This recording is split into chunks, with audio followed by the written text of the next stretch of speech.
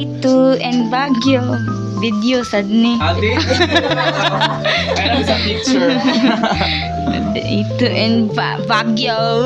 Day 2 with my second time So here. today is the last day here, but Martin will stay here until tomorrow. Hello, I miss Baguio. Oh. Dito lang ako, miss Baguio na.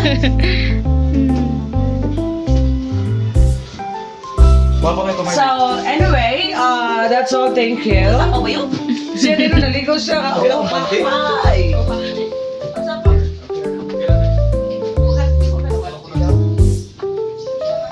Ganda ng room.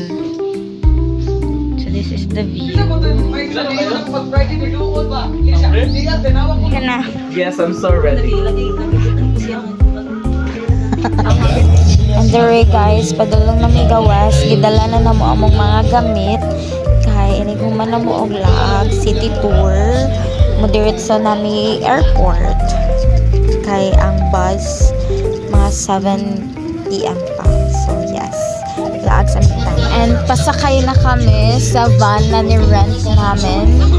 Cause naani city tour.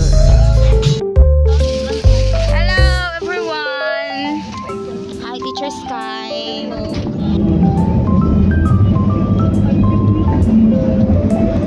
Mihapit sa mi sa church unya na nagput mi kadiyo.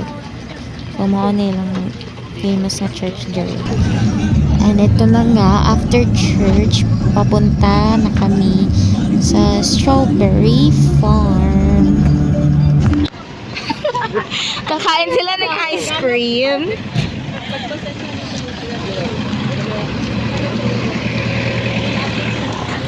Special strawberry and avocado. Hi! And na mi diri sa ilang strawberry farm, pero wala mi naka strawberry picking kaya wala mi pasudla cause lapo kaayo. Pag human na mo sa strawberry farm guys, padulong na po mi Old the Mansion and Reed Park.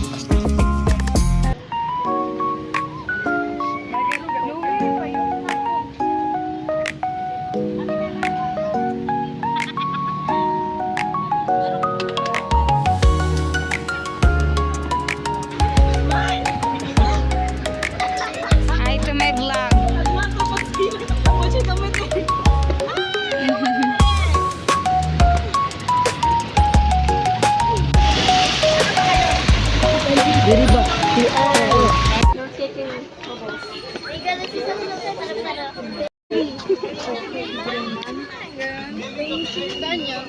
Dito ta, ubos ta.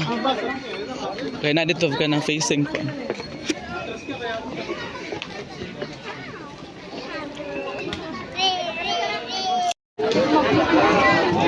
Dito na.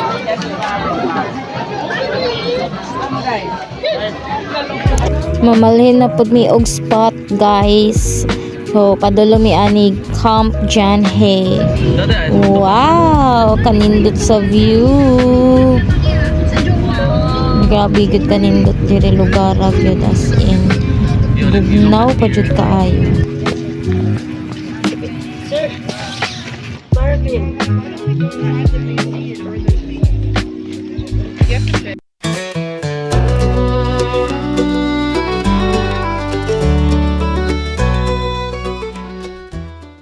Our last stop is Diplomat Hotel, one of the most haunted hotels here in the Philippines, which is located in Baguio City. Grabe, nindot kayo siya guys, but sad lang kaayo kay dili na gid mi makaingon nga makaadto gid sa sulod. So gawas na lang daw mi. As based as a story, creepy jud siya na uban tourist kay pang sudlan og bad spirit, and then ang mga magpicture sila kay naay mo appeal na mga dili imo nato like ghost. Yes. Last.